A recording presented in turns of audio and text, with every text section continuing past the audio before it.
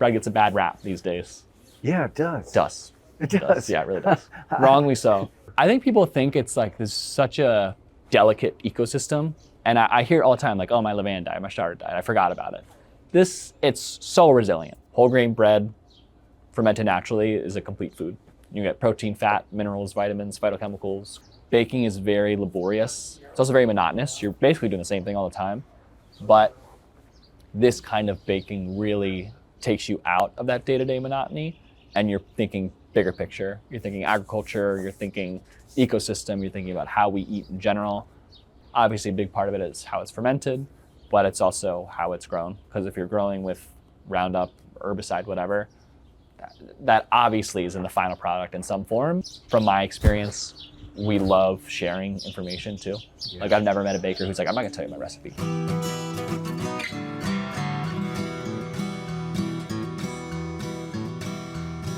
Welcome to the Real Organic Podcast. I'm Linley Dixon, co-director of the Real Organic Project. We're a grassroots, farmer-led movement with an add-on organic food label to distinguish crops grown in healthy soils and livestock raised on well-managed pasture, all without synthetic fertilizer or toxic chemicals.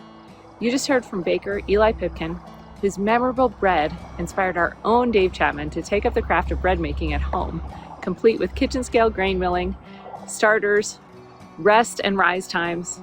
Dave sat down with Eli this spring when he visited Stone Barns Center for Food and Agriculture to interview Chef Dan Barber, who has appeared on our show many times before, including last week's multi-guest show dedicated to bread and grain farming. That episode, number 231, sets the stage for Dave's conversation with Eli, so you'll want to go back and take a listen if you missed it.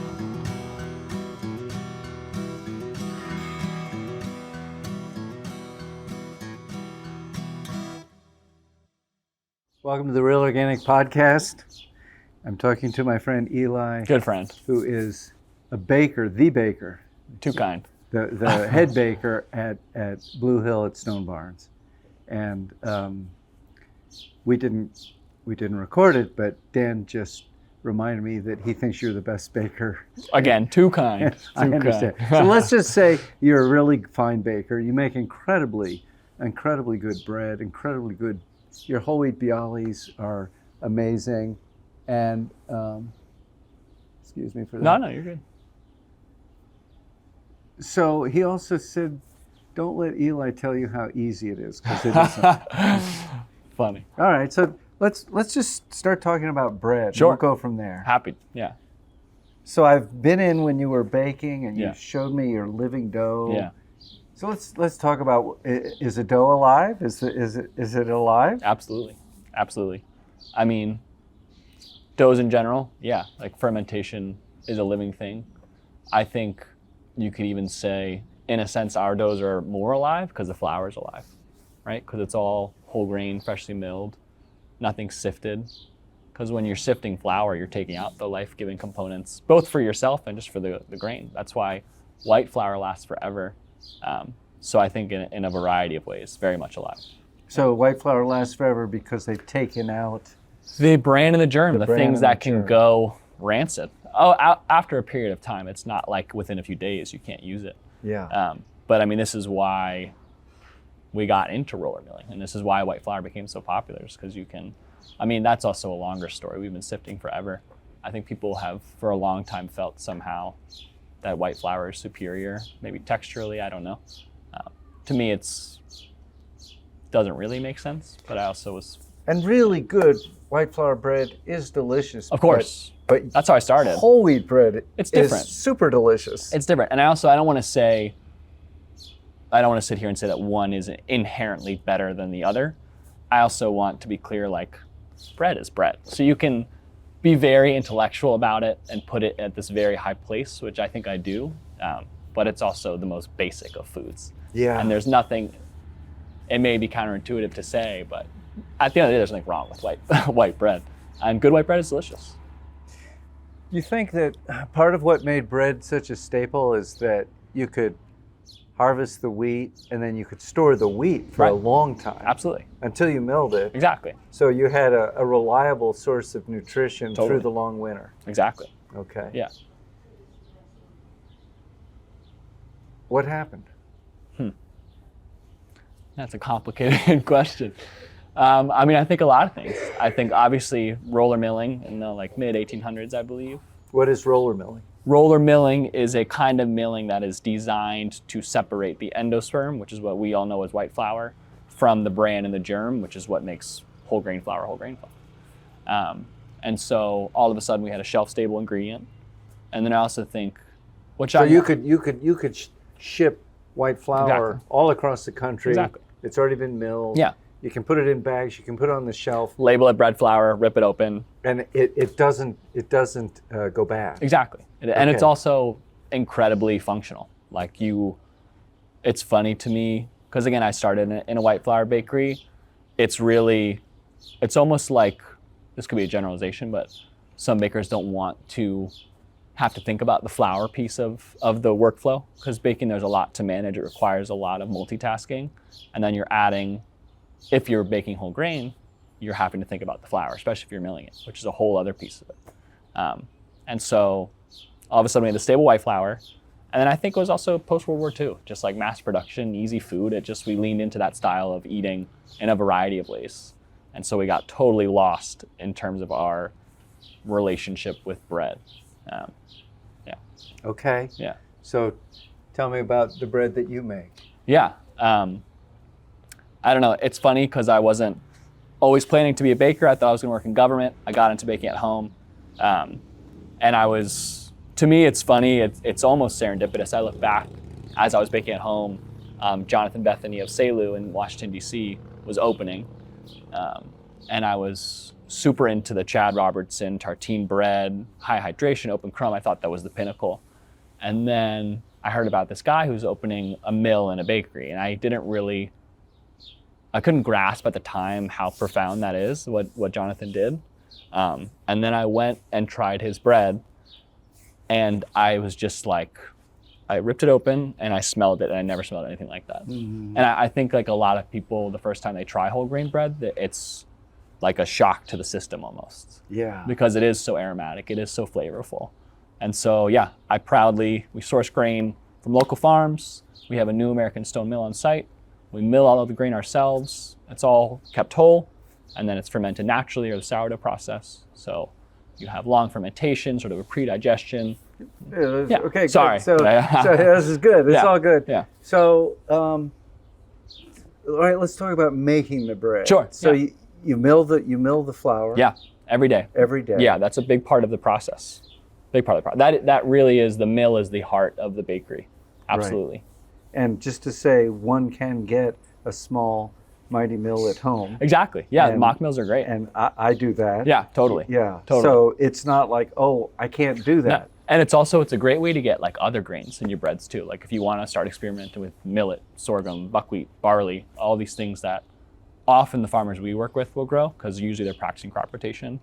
And I'll never forget, going back to Jonathan, he told me this story when he was opening Selu in Maryland. He approached, and I remember I was talking about Next Step Produce earlier. Yes. He approached Heinz, who's a great farmer in Maryland, and said, okay, how much wheat can you grow me? And Heinz responded, I'll grow you this amount, but if I do that, you're going to have to buy my buckwheat, my sorghum, my millet, my legumes, all these things that he's growing that sometimes, at least on the baking side, there's not a market for. Yeah. So that's a huge piece of what we do as well. So anyways, mock mills are great for that stuff as well. Yeah. And it's also, I think it's a cool way to just, if you get a mock mill, which are pretty affordable, it doesn't mean you have to become a whole grain baker all of a sudden, but you can start experimenting with cool things like spelt or rye in small proportions that'll definitely change the flavor profile of your bread. And just mix a little in. Totally. And then all of a sudden you're hooked. At least that's it's hard to go back once you start experiencing that, which it's just like, it's a deeper connection to the process, I think. Yeah. Yeah. Okay, so you've milled your flour. Yeah. And maybe from different grains. Yes. Right? Yeah. Little spelt, little rye. Yeah. Little wheat. And even like the wheat is a huge category. A lot of different wheats. A lot of different wheats. Yeah. Could you just talk a little bit about it? Because it's confusing. You go in the store, you go, hard white spring, wheat. hard winter, soft. I don't know. Exactly. And even like seeing white on a whole wheat bag of flour, it's like, wait, that doesn't make any sense. But yeah, generally it's red and white, so just the color. And then winter, spring, which is the season of when it's planted. And then hard or soft. So is it high protein or low protein? But I also think those classifications people really lean into, but within them there's a lot of fluctuation. And that's because, to me, farming organically is one of the hardest things you can do. I think growing wheat that way is like mind-boggling to me. I don't know the process. I know it's incredibly complicated. And so the byproduct of that, the grain we use, is changing all the time. So even like a hard red spring wheat may come with this high protein percentage and all this stuff, but those metrics only go so far. It's like once you start working with it, that's when you really get to know its functionality, its flavor. Like nothing, just because it's on the label doesn't mean that it's going to act that way, if that makes sense. Yeah. So there's a level of uncertainty as you get to know the different grains and the flours that they make. Yeah. They taste different. They behave differently. Exactly. Yeah. They rise differently. Exactly. And that's the beauty. Different textures. Totally. Yeah. And the beauty is just like finding the grains that you like to use, finding the farmer that you like to work with, and then bringing his or her grain in and putting it together in pieces to kind of get what you think will be the end product. And that's changing all the time. A lot season to season, also day to day as well. Eli, I gotta interrupt you. Chef, no, This please. is gonna be edited out. No, it's all good. This is dinner. Okay? This is Thank you. vegetables and curry. It's a good curry. And it's very good. Very good. This is dessert. Thank you. So I'm putting it here. I don't want you to eat. He's going to Marriott. It's like, I don't want that. I know. Okay? Yeah, good. Thank you, Dan. And you'll give him another loaf on Yeah, the way out? 100%. Of course. Thank you, Dave. Thank you, Dan. You see him tomorrow too? Yeah, he's going to be at Joan great. Gustaf's thing. He's speaking at it. Very cool. Yeah, Very so that's wonderful. Yeah. I get to eat very well. That's amazing. I go around and Yeah, people yeah. give me the best I love food. it. I mean, that's not to, that's why I fell in love with baking. It's the act of giving someone something that Yeah. you've created. It's like, and that's why all these cooks work so hard. That's why it's just like very special. Yeah. Yeah. Well, you know, I watched that TV show, The Bear. Yeah. You must have all Yeah. the chefs must watch Right, The right. Bear. But the second or third season, whatever, they're describing when the guy is learning about service. Mhm. His cousin goes to a top-end Yeah, yeah. place. And Sends it's the him around first to time learn. I got it. Yeah. I knew I had been served. I knew Yeah. what was, but I didn't have words for it. Totally. And I'm like, oh, this is what they're doing. Yeah. You know, Yeah. how do I create this experience? It's not Exactly. just how do I feed you, but how It's do not I just the food. give you the experience of being cared for Totally. and being fed. Yeah. in And that just way. feeling at ease and not Yeah. having to think about things and Yeah. all of a sudden it's beautiful. Because I also think that allows you to just like really focus on what you're eating as well. Yeah. And appreciate Yeah, it. well, makes you actually pay attention. Totally. You know, I had one guy I knew who had been a head waiter, and he said I got out of it because people were on their devices the whole Fair. meal. I Yeah. couldn't take it. Yeah. Fair. Okay. So you've made flour. Yes. You've run it through the mill. You've Right. got a mixture of different grains. Right. You have a sourdough culture. Yes. Let's talk about that. Of course. So to me, the first piece most important is the flour. And then the second most important piece is that culture, the levain, sourdough. It's just a mixture of flour and water. Into that mixture, wild yeast and wild bacteria just like to live there. Those microbes are in the air, they're on your hands, or even on the grain. Like grain has everything it needs to turn into bread, which I think is kind of funny. So just flour, water, and then these microbes basically build a community there. And that's what you use to leaven your bread. Can we talk about how you care for your culture, Sure. how you maintain it? Super important. And especially like when I was a home baker, there was a book I read by Trevor J. Wilson called Open Crumb Mastery. That was in my phase of Called Open Crumb Mastery. Crumb Mastery. Crumb Mastery. Crumb Mastery. Yeah, so it was like, that was when I was obsessed with just getting this beautiful open The crumb. open crumb Exactly. of the bread. Exactly, which can be a separate conversation, I think is less of a metric of good bread, but I think what he allowed me to realize is that's such an important piece of it, how you're caring for your starter. And if you're really serious, I was feeding meaning refreshing. So like flour and water, it's a little ecosystem. It runs out of food. Eventually it will die. So when you feed a refresher levain, you're taking a little bit of your active culture and just refreshing it or adding new flour, new water, and basically restoring the food supply is kind of how I think about it. Yes. Yeah, and so I would do that twice a day. Twice a day? Twice a day. We do it about 3 times a day.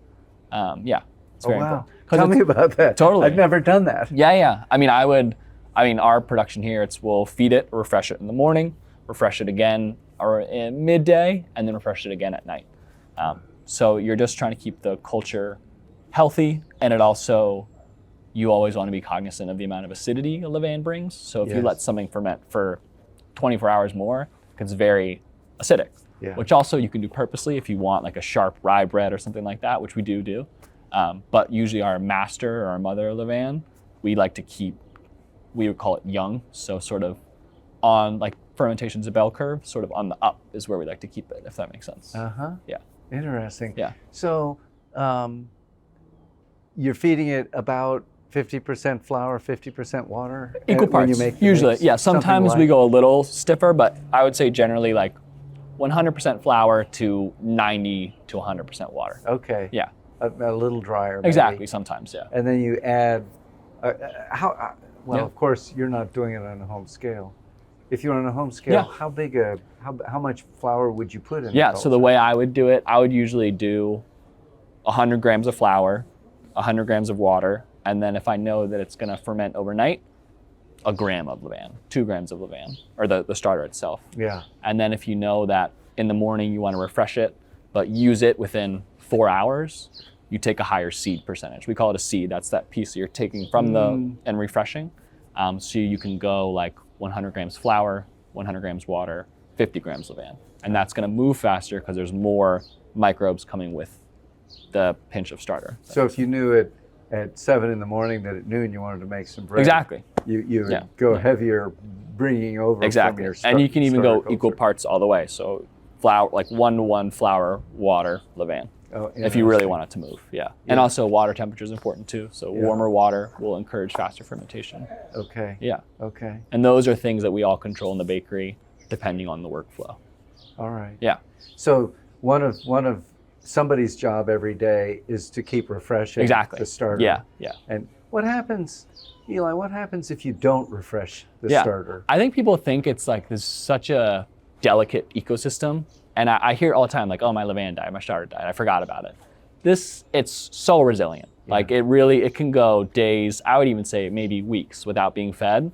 And you can still, again, take a little bit of that seed, refresh it, and it will bounce back. It'll bounce back. Yeah, That was totally. my experience. Yeah. But I didn't know what I was doing. Exactly. You know, just like, God, I don't know. I haven't done this for 4 days. Yeah, and that's also, I think, was the hardest part as a home baker to grasp, was kind of reading your levain, which is really important.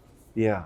It like is, that's the life that we're talking about, part of the life that we're talking So about. the more often that you refresh it, the impact on the bread will be what? Yeah, I think generally, within reason, it's not like this never-ending scale. Generally, the more you're refreshing it, the more active the levain is, we call it. So the sort of, I would call it almost like the fermentation stronger. It's a little bit quicker. Because I have images of myself when I was starting, like waiting 8 hours for my bread to be ready, just in that first phase of fermentation, which is called the bulk fermentation, which is just where like the microbes are populating. Nothing has really happened yet, they're just reproducing. And so in theory, in my head, it's the more you're refreshing, the faster that levain will populate the dough that you're making. Okay. Does that make sense? Yeah, that does make sense. So it's it's got a bit more fresh life and it's Totally. it's a little ready more to oomph. go. Exactly. Yeah, Yeah, exactly. Okay. Yeah. And all right, so you've got your milled flour. Yeah.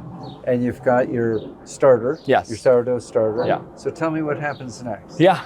I mean, and this part is there are so many ways to do this next part. It also depends on what you want to make. So if you're making on 100% rye bread, rye doesn't really have functional gluten, so that's going to be a very different process from just like a classic, what I would call like a panel levain, a classic sourdough. For a classic sourdough, generally, you have your milled flour, your active levain. Depends on the day. You don't have to do this. Usually we autolyse, which is just you're mixing flour and water, letting that sit for, I would say 25 minutes, and then that 25 minutes to an hour for like a workflow day, but also that autolyse can last a long period of time. You can do it overnight. And when flour and water sit together, gluten starts to naturally develop. Enzymes start to break down the flour. So in theory, the fermentation's then faster because the sugar's already free for the microbes to eat. And it shortens mixing time if you're using a machine mixer. Yeah. Yeah.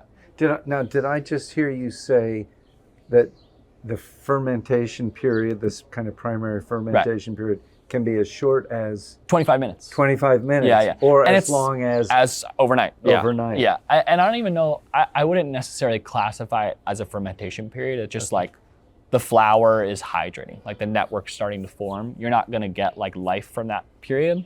The main reason why we do it is because we want to shorten the mix time, because something that you want to be weary with, especially with delicate doughs like whole grain doughs, and if you're using a machine mixer, is over mixing, where you're just developing the gluten, again, sort of bell curve like you're going, and then you've gone too far and you've destroyed the gluten matrix and you can't really bounce back from that. Because it's a muscle, like it'll tear if you work it too hard. Okay. Yeah. And working it is by mixing or kneading? Yeah, kneading, folding.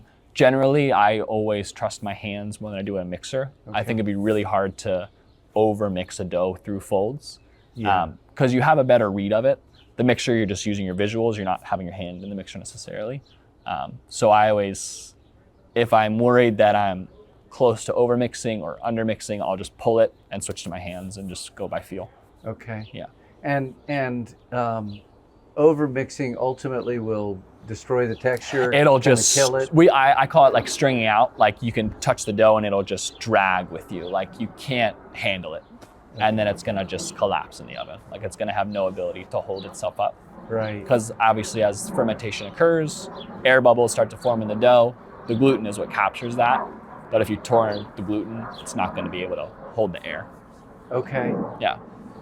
So when you do that first mix, whether it's for 25 minutes or for overnight, Yeah. You've added maybe half of the flour you're going to add? No, all the flour's there. All the flour's in? Yeah. And all the water's in? So this also depends. That's, again, goes back to how it's dough specific, I guess I'll say. Yeah. Generally, like, again, so for our panel levain, our classic sourdough, we auto-lees at equal parts flour, water. So we 100% flour, 100% water. So if we're talking like, again, 1,000 grams of flour to 1,000 grams of water, we've hydrated the dough, so there's no dry flour particles. We've let it rest for, say, 25 to an hour. And then the autolyse period ends when you add your active levain and your salt. Oh, you haven't, okay, in that first period, you haven't added the sourdough. No. You can. I know that's like tartine bread. Chad Robertson, he called it like a fermentolyse. A true autolyse is just flour, water. Okay. So no fermentation's really happening. It's just Okay. the flour, water kind of getting to know each other. And then that ends when the salt and the levain are added, and now you are kind of on a time clock. Because once the levain's added, you're thinking about the pace of the fermentation, you know? Okay. Yeah. All right. This is news to me. This is interesting. Yeah. Yeah. All right. So, and you add salt. Yes. And yeah. Important. Yeah. Yeah. And Very important. For a few, like you add salt for taste. Yeah. Also to tighten the gluten a little bit, because without salt, the gluten won't really ever form to the point where it can hold itself up in the oven. Yes. And also to curb fermentation as well. Like if you just let flour, water, and levain sit, it's gonna outpace your ability to control it, if that makes sense. Okay. Like it'll just move too fast for you to get enough development in, to shape it well, to bake it well. Tell me about development. Yeah. I mean, that's the key, or one of the keys. I guess there's a lot of pieces. Development is you're just, again, gluten's a muscle, you're working it, and as you start to develop, you'll feel the dough get, we call it stronger. Yeah. It just feels tighter, muscly almost. Yeah. And that's basically just, again, getting that gluten network there and strong so that it can capture all the air that's going to enter the dough. Okay. Yeah. Okay. So. And there's a million ways to develop as well. You can do it all on the machine. You can do it through hand mixing. There's a lot of ways to go about it. All right. So let's just say that you've mixed together 1 part water, 1 part flour. Yeah. This is 100% whole wheat, Right. or some spelt, or some. Exactly. Yeah. Okay. And also that the amount of water will depend on the flour blend as well. Like if you're using a lot of spelt's a little softer, so you want to be careful not to overhydrate because it can't take all that water. Okay. But say it's just whole wheat, then you're doing equal parts flour, water. And when you're done, you still haven't added the sourdough. Right. The levain, you call it? Levain, yeah. Yeah. Yeah. And it's a fairly solid dough at that point, but it's also pretty moist. Yeah. It will. You can mix in an ingredient Exactly. like salt or Yeah. like the levain. Totally. But you'll also notice like in that hour of just the flour and water sitting together, it'll feel different from when you stopped mixing it initially. Yeah. You'll see what's happening. Like you may not know necessarily, but you can feel it literally. When you mix it initially, is it important that you do many strokes? You're not developing. Okay. We call it so developing is when you're strengthening the dough. We call it hydrating. You're Yeah. just making sure there's no dry flour. Yeah. Okay. Yeah. Getting it thoroughly mixed. Exactly. Yeah. All right. So it's had its period of the flour and the water getting to know each other. Yeah. I like that. Yeah. And now you're going to add your sourdough. Yep. Your levain. Yep. And your salt. Yes. You mix them together. Yeah. And now you do your first kneading. Yeah. So again, in like a production bakery, we're using mixers. Yeah. So at Saley where I worked before, we had a double arm mixer, which is a great mixer for whole grain baking. It's very gentle. Spiral mixers also work well. And at this point, you are mixing it until you feel that it almost to the point where you don't want to mix it anymore. Like you want to put as much strength into the dough as you can in that point, especially with whole grain dough. The way my mentor described it, it's like you want to give the most of its development up front, because as that bread ferments, all that bran makes the dough really, really sensitive. So we basically start, I don't want to say rough, but almost rough, and really give it as much development as we can. And then through the life cycle, we get gentler and gentler with how we touch it and handle it. And do you tend to need kneading, or do you tend to Right. need folding? Yeah. I think kneading, not that it's a bad thing. I think it's kind of an older school technique, like when people were doing drier white flour doughs. Yeah. We fold. So we're like stretching the bread on itself, Yeah. which does a few things, especially once you've taken the bread. So you've mixed in the mixture. Also backtracking a little bit, with this kind of bread, we're usually bassonaging, which is, we talked about earlier, I think, which is a French technique called a double hydration. So anytime you're working with really wet doughs, you never start with all that water because it's just gonna be batter. You're not gonna be able to develop it, it's too much water. So we'll start for the pain levain at 100% hydration. And then as we mix, we push it to what we would consider to be like 2/3 of the way developed. So it has some muscle. And then we add the last 5 to 10% of water that we wanna get in there in that phase. Oh, okay. Yeah. Okay. And you don't want to go all at once as well, because anytime you add water, it's going to kind of dilute the gluten that's forming. So we call it like sips, like you're kind of giving it a drink, letting the water absorb, letting the dough get strong again, giving it a drink. And you're folding as This is all in the mixer. In the mixer. Yeah, it's all in the mixer. Yeah. if you were at home, If you were at have home, a mixer. Yeah, I would as you're full, I think in that initial salt levain incorporation, you'd add the extra water you'd want. Yeah. Yeah. And are you on a flour board? No. And at this point, really, again, I think that's probably an older style of baking. Really, we use only wet hands or water to handle the dough until we final shape it. So that's giving it its final shape, putting it in the basket, and letting it rest. You don't really want to add flour post autolyse. Okay. Yeah.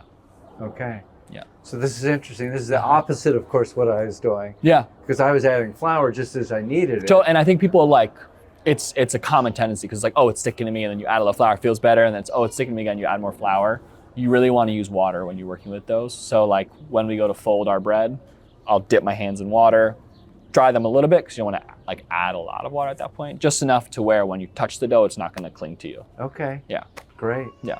And so you're folding, and after a certain period of kneading or folding, Right. now it's time for rising. Yes. Yeah, the bulk fermentation we call it. Yeah. And is this in a bowl, or is this in a shape of a loaf at this point? Bowl. If you're at home, bowl, we use dough tubs. Yeah. You just want a enclosed environment where air is not going to really get to the dough, so it doesn't dry out. Okay. And the bulk fermentation completely depends on the amount of active culture that you're using in the bread. Generally, I think it's 3 to 3.5 hours you're looking at, but that depends on a lot of things. Okay. Yeah. And also, so we've taken the dough out of the mixer. We've given it an initial fold, we call it, out of the mixer, because when you're scooping large amounts of dough out, usually it's in pieces because you can't bring 20 kilos of dough out or 15 kilos of dough. So that first fold is kind of reorganizing. So you're reorganizing the dough matrix, you're redistributing the microbes, also redistributing temperature, because different parts of the dough, especially in larger quantities, are going to have different temperatures. Yeah. Okay. And then over that 3 hours, you're just checking it. We fold our pan au levain probably 2 times over that 3-hour period after the mixer. Over the 3-hour period, you will then, in the middle of it. Exactly. So you will fold, let it rise some more. Fold, let it rise and this some is more. where that like gentler and Getting gentler and becomes gentler important. Yeah, as we get further on in the Exactly. process, Yeah. because it becomes more sensitive to totally rough handling. exactly, because especially like the bran, it's like knives to the gluten that's you've formed. So you just want to be very careful with how you handle it. Okay. Yeah. When you're folding, like say it's been in the bowl for an hour, Right. and you fold it, how long will you fold it? I mean, In terms of 5 minutes? oh no, so it's really like probably 10 seconds. Okay. Like you're sort of rolling it, and I'm sure there's plenty of videos to watch. You're sort of rolling, and there's also a lot of ways to fold bread. A lot of bakers do it differently. You're rolling it on itself. I usually go like once long ways, and then I rotate, and then once again long ways. And you're just looking, by the time you're done folding, you want the dough to seem upright, taut. Like you should be able to touch it, and it should feel like a muscle. Like it should feel strong. Okay. If we're talking about like a classic whole wheat bread. Yeah, we'll start with That's that. great. Okay. Okay, so after 3.5 hours with a couple of folds in the middle. Exactly. And it's risen, but when Right. you fold it, it comes down and then it rises some more. Right. And now is the time for the final shaping of the loaf? So we then go into the pre-shape. Okay. So the bulk fermentation ends. We put the dough on the bench, which is that wooden table that you'll see in any bakery, and we cut pieces of that dough mass to the size that we want. So say like for a home baker, I used to do like 800 grams, something like that. So you cut the dough, put it on a scale, and then we pre-shape. So this is like to me, a technical skill that you only get through practice. I think it's a really awkward motion often. And again, there's a million ways to pre-shape. With those that are very wet, you have to have a little more finesse, I'd say. Mm-hmm. But you're basically just rounding, because once your dough is on the scale, it's sort of a messy shape. So you're rounding that little piece of dough to look basically like a ball. Like you just want to tighten it up, smooth out the surface, and organize it. Okay. And then that pre-shape rests for, again, this depends on the dough, 45 minutes to an hour, because you've now tightened the gluten. You want to give it a second to relax before you retighten it through shaping. Okay. Makes sense? So there's a final shaping after an hour rest. Exactly. So bulk fermentation. When in that final rest, is it sitting in a bowl? If it was at home? Right.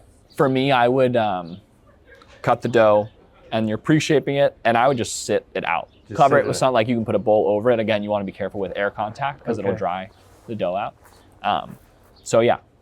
Okay, put a bowl over it. Exactly. Beautiful. Yeah. All right, and then an hour's up, you take the bowl off. Exactly. You've got your little ball of dough. Of dough. That's right. And then you have ideally a banneton or some sort of vessel to hold your final shape, because you're going to put tension into this bread. You're going to use your hands to dictate how it's going to look once it's baked. But an important piece is having a basket of some kind to support the bread. Otherwise, eventually, over a period of time, it's just going to kind of collapse on itself. Okay. So some kind of a container to keep it from spreading too much. Exactly. All right. Exactly. Yeah. And then bannetons, they're easy to get. They're cheap everywhere. Amazon has great ones. Yeah. Yeah. A banneton is a wicker.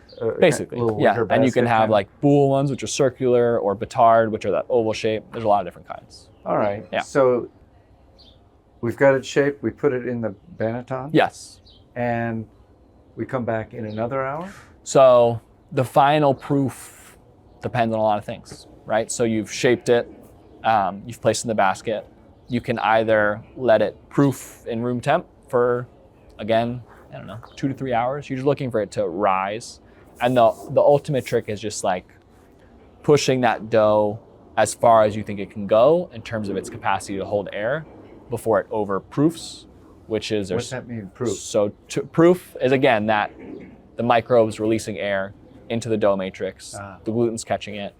Overproofing is when your gluten is so stressed because there's so much air that it rips and then collapses. Yeah. Okay. So you push it to a point where you think it's as proofed as it can get, which is a really hard thing to do, especially at home when you're not doing it all the time. Yeah. It's hard to read those signs. We do an overnight final shape. So we shape the breads, put it in batards or boules, and then let it rest in a fridge overnight. In and the then fridge? Bake it the next day. Yeah. Interesting. Yeah. Does that also firm it up being in the fridge? Yeah. For me, the biggest purpose of it makes scoring a lot easier, which is when you cut the dough before you bake. Yeah. Especially with dough like what we work with, which is very wet. It's like dragging a blade through mud if you let it go. But at the bakery I used to work at, we would do our pre-shape, and final proof in the morning, right before baking. So it'd be a really short final cooling time. But that was just our workflow. Okay. Yeah. So you take it out of the fridge. Yes. You score it. Which is incredibly important because the bread is going to expand regardless. The score gives it room to breathe. Like you will get more volume out of your loaf, and you also, that completely dictates the way it looks. Yeah. Everything about it.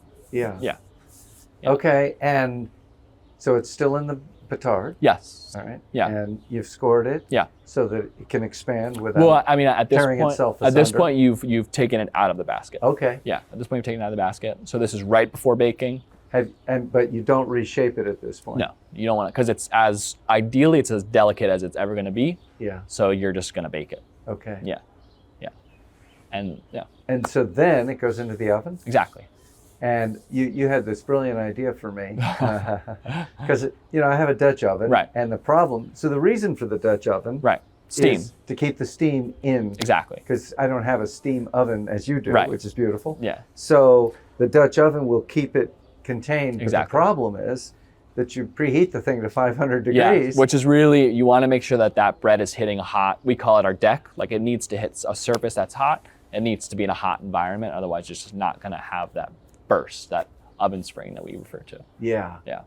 And so the problem with the Dutch oven that I have is you try to fit it in, and it's collapsing because you're totally. and then you can't get in there handling the poor thing. For sure. Yeah, yeah. Okay, so and you had a brilliant idea, which is their Dutch ovens, which is a flat bottom, Exactly. and then you fit the cast iron on It's top. literally the reverse. It's the reverse. So then when you take the top off, you have a flat surface, you can get a clean cut, top back on, into the oven. All right. Yeah. I will get one of those. Yeah, you should. I want to try. And you gotta let me know. Yeah, I will. Yeah. I will let you know. Okay, you've preheated the oven to. Yeah. Depends. I think generally 500. You want to get it hot, and then as the bread bakes, that temperature is reduced. Usually, I remember when I was home baking, it was like preheat the oven to 500, put your bread in, score your bread, cover it, put it in, drop the temp by like 25 to 50 degrees because you don't want to burn it. Okay. And then the final bake depends on, obviously you want the bread to cook, but then color is up to the baker, how dark you want it. I think there's a real elegance in a burnished crust. Yeah, it's beautiful. Yeah, which is what we go for. So to get that, you might bake longer? Exactly. Maybe a little hotter, but generally longer. And I look at pale breads and I just like wish you could just push it a little bit more. And I think people often will be like, oh, it's burnt. But then you eat it, it's actually not burnt. It's just like a nice deep Maillard reaction, and you have more complex flavor from that nice final bake. It's really important, the color. What happens if you bake the bread too long? Is just charcoal. It gets really dry. Totally. Dries out and the crust is like just not, even on your teeth, it's just not a good feeling. Right. Yeah. Right. So it's that middle ground again.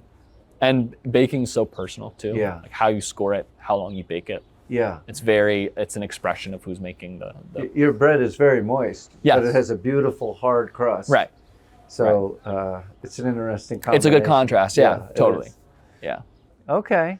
Well, that's pretty helpful. One of the things that Dan said in our recent conversation that was really interesting to me is that bread is by definition, a community activity. I thought, well, I never thought of that. Yeah. You know, that a tomato, I grow tomatoes, and of course, our tomatoes are also a community activity, but it's not required. Right. Somebody could just grow a tomato in their backyard. You have tomatoes here, and I planted the tomato, I eat the tomato. Yeah. With bread, it really seldom works that way. Right. Somebody grows the wheat who's good at growing wheat, which mostly isn't most people. Right. It tends to be a specialized thing. Totally. And then it's milled, typically, at a professional miller. For sure. And then it's brought to the baker. brought to the baker Yeah. and baked. Yeah, And then it's, of course, Given- it's got the system of how's it distributed, how do Yeah. you get that bread. totally. Yeah. It's an interesting way to look at it. Very, yeah. And I think even like how bread used to be done, like people would share mills, people would share ovens. So then it becomes even a more of a community thing. But I think what's so beautiful about the way that we bake is that besides the farmer, who is the most important piece of this whole thing, we're kind of a closed system. Because again, we're the miller and the baker, and that's a really beautiful, special thing. And it just like, baking is very laborious. It's also very monotonous. You're basically doing the same thing all the time. But this kind of baking really takes you out of that day-to-day monotony, and you're thinking bigger picture. You're thinking agriculture, you're thinking ecosystem, you're thinking about how we eat in general. I don't know. It's just becomes a very complex thing. Not that baking isn't, or all kinds of baking isn't complex, but I just think it's that like final piece to a beautiful picture. Yeah. Yeah. Yeah. You said the farmer is almost the most important part. 100%. Can you explain why? Totally. I mean, I always go back to the farmer. Like, and I wouldn't have had that thought unless I worked at Salo in DC. It's like, you meet these people, and not only do I think that farming is maybe the hardest job you can have, I respect them deeply. The wheat itself and how it's grown dictates what the bread will be. Absolutely. And so if it's grown well, grown thoughtfully, harvested, cleaned well, dried well, stored well, that's gonna make a much better loaf, obviously, than wheat that was grown thoughtlessly. It makes a difference to you whether the wheat was grown organically or not? Yeah, for sure. And why is, I mean, I see that, of course, there are social reasons. I don't want to be the neighbor of the person Right. who's spraying their fields. I Right. see that, but just from a point of view of culinary success, Right. you think it also makes a difference? I mean, maybe it's me being on a high hill. I don't know. I just think that's a hard question. Yeah. Like, I think in theory, something that's grown more naturally, like I feel like people see it with vegetables. Like I think most people blindly could identify a vegetable grown organically versus grown in, I don't know, in the myriad of ways that we poorly grow things today. God, we just had a taste test last week of our tomatoes and hydro tomatoes from Mexico. Yeah. Oh no, they were from Canada. And you know, there was no contest. Yeah. I mean, it was not like, I don't know. It was like, Clear. yeah, these are much better. And I feel very confident that if you were to do a similar thing with wheat, you would know. Okay. Yeah. Yeah, that would have been my guess. Yeah. But Yeah. And again, sorry. no. No, I also just, that piece that we were talking about earlier about how bread makes us feel these days, obviously a big part of it is how it's fermented, but it's also how it's grown. Because if you're growing with Roundup, herbicide, whatever, that obviously is in the final product in some form. And again, like we talked about earlier, humans have lived with grain and off of grain for thousands of years. It's very recent that no one, at least in the United States, or not no one, a lot of people have just bastardized bread because it makes them feel bad. It's not good for you when it's just not made correctly. Yeah. Like Jonathan said, he always said, whole grain bread fermented naturally is a complete food. You get protein, fat, minerals, vitamins, phytochemicals, carotenoid pigments. Like einkorn is really high in lutein, which is good for your eyes. Which, yeah, again, bread gets a bad rap these days. Yeah, it does. It does. It does. Yeah, it really does. Wrongly so. Well, especially considering, at least if your ancestors are coming from Europe, Yeah, it was the way most people got most of their calories. Totally. You know, yeah, they lived on bread, totally. and it was, as you say, a complete food. Totally. Not anymore. No. Obviously, No. you'd be in rough shape Yeah. if you tried to live on, Yeah, totally. on Wonder Bread. That's right. Yeah. That's right.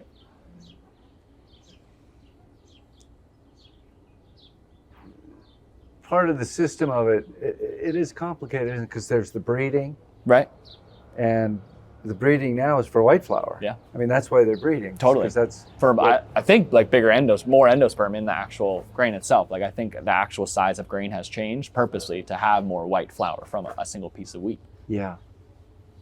Are you in your sourcing, not only looking at whether it was grown organically, but also the varietals to make sure that they're, it doesn't have to be traditional maybe, but it has to be a variety that is trying to achieve the same things that a traditional variety would achieve? Yeah, I think for me, I really am open to trying any varietal.